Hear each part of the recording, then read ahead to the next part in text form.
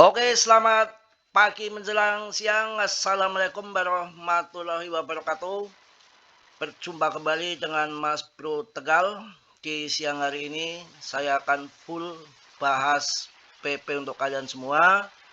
Supaya kalian nggak ragu dan betul-betul paham PP arahnya akan kemana. Saya akan bahas tuntas di sini. Namun demikian kalian tetap dior. Riset sendiri dalam dunia kripto berisiko tinggi. Mas Bro tidak bertanggung jawab atas kerugian kalian. Semua kerugian ditanggung masing-masing. Dan saya selalu ingatkan dalam dunia kripto adalah sangat berisiko tinggi. Sebelum saya bahas lebih jauh, saya akan sampaikan untuk kalian semua bahwa BTC ini setelah ada ETF itu banyak institusi dari belahan dunia dan perusahaan-perusahaan besar yang masuk. Ini adalah strategi ataupun skenario belaka yang mana yang masuk di harga murah sebelum halving BTC itu harganya kurang dari 1 miliar sebelum ada ETF. Jadi setelah mereka di 2M lebih mereka TP bertahap karena sudah cuan. Ini ambil cuan yang pertama untuk siklus ini dan nanti ada cuan kedua akan TP lagi. Memang skenario well itu sangat pinter, cerdik dan cantik strateginya. Karena nanti akan banyak masuk likuiditas besar, akan ada katalis-katalis besar yang masuk, salah satunya 400 miliar dolar dari stimulus AS, belum ada Eropa, belum ada Cina. Ditambah lagi dengan kelebihan dana akun pemerintah AS 1 triliun dolar, 1 triliun dolar siap masuk ke market dengan QE tanggal 1 Desember. Kalau melihat TA itu, mau TA-nya hancur, tekek mengek, TA itu kebenarannya hanya 30%. Jika dana besar masuk, maka TA rusak, TA bubar, tarik-tarik garis sia-sia. Ya, kita langsung masuk pembahasan pokok di PP. PP ini masih hidup kawan. Kalian lihat transaksinya. Ini exchange lokal di Indo saja sampai di atas ratusan juta transaksi, jual belinya masih rame. Masih hidup dan termasuk koin satu-satunya meme koin pendatang baru. Menurut saya yang paling kuat bertahan hanya ada di PP dan akan mengulang sejarah Shiba dan Doge, dan ini untuk uji coba apakah koin yang kita holding benar-benar tahan kuat. Kalau sampai tahan kuat ke depan investor, saya yakin investor meme coin larinya akan ke PP dengan market cap yang masih kecil, belum mengalami bull market, belum mengalami jutaan persen kenaikan. Shiba ada Satoshi yang tentunya Vitalik, dukungan Vitalik pernah bakar Shiba besar-besaran, maka Shiba meledak waktu tahun 2021. Kemudian Doge dengan komunitas yang kuat, ada backingnya Elon. PP nggak main-main, lebih kaya daripada Elon. Backingan PP adalah GZ yang 62% dia sudah ngantongin akumulasi koin PP. Ini sangat menarik. Apakah kalian holding koin-koin meme selain Shiba Doge PP? Kalian akan bergantung siapa. Jadi tanpa ada sosok besar di dalam kripto, koin yang kita pegang mustahil untuk jadi besar. Karena koin akan besar itu ada orang besar yang backing di belakang itu satu, fundamentalnya harus bagus, komunitasnya harus besar. Setelah Shiba dan Doge, ini terjadi di PP. Kalian lihat dengan jual belinya transaksi di Eseng lokal aja sangat masih tinggi. Kita akan masuk ke TA. Di dalam TA kalian lihat Bullinger Band ini sudah sangat di bawah, harga sudah dasar banget. Harga ini dasar banget. Ketika ngerucut di sini meledak ke atas, setelah sampai di atas Bullinger Band yang bagian atas, kita waktu TP turun. Setelah mengerucut kembali ke sini, kemudian jatuh, kemudian akan melebar ke bawah, volume besar, ini tandanya volume besar, kemudian pump candle mengikuti ke atas.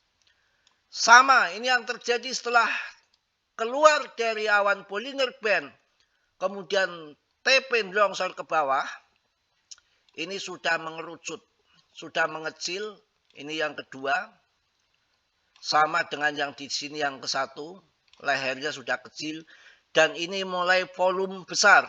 Ini sudah ke atas, ini volume besar.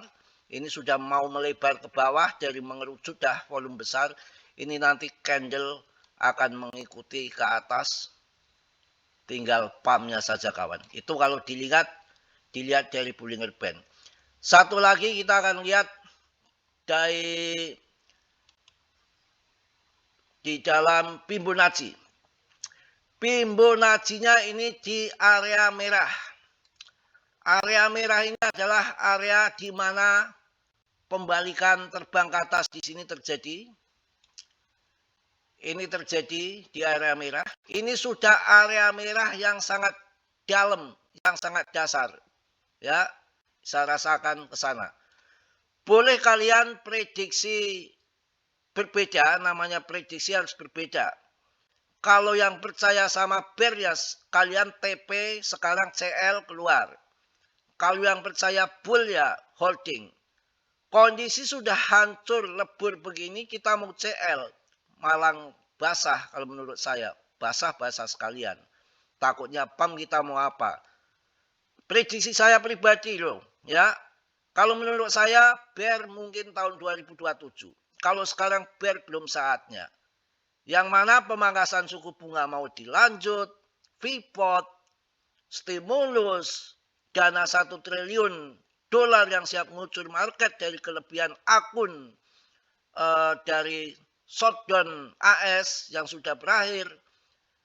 Kalau akan bear itu nanti tahun 2027. Karena kalau kita lihat yang mana sekarang halving BTC pun masih jauh tahun 2028. Sekarang masih tahun 2025, masa mau bear. Kecuali nanti terjadi inflasi, setelah pemangkasan suku bunga berkali-kali terjadi inflasi, dan pada ujung-ujungnya Powell ataupun nanti penggantinya menaikkan suku bunga, disitulah baru terjadi bear market. Kalau sekarang masih dalam skenario manipulasi bandar. Menurut saya belum saatnya bear. Itu pandangan saya pribadi. Terserah kalian. Dan waktu BTC terbang ke 1,8 miliar, kemudian dibanting 1,5 miliar, geger bahwa BTC akan jatuh, akan bear market pada tahun 2024.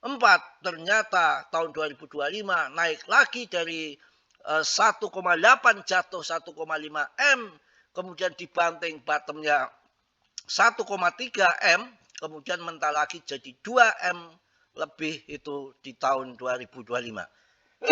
Mohon maaf batuk. Dan ini lagi kemarin sempat 1,9 miliar, kemudian dibanting 1,8, 1,7 sampai 1,5. Kalau melihat daripada histori yang terjadi kemarin waktu dibilang mau bear itu, kalau nanti terjadi belum tentu tidak. Maka bottom BTC di 1,3 M, baru di situ demand banyak, baru akan mantul kembali. Ya, itu mungkin yang harus kalian tahu. Kemudian kita akan melihat juga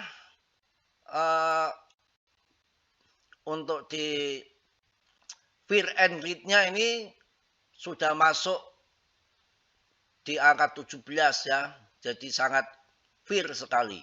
saat orang ketakutan ini saatnya masuk saya rasa ya.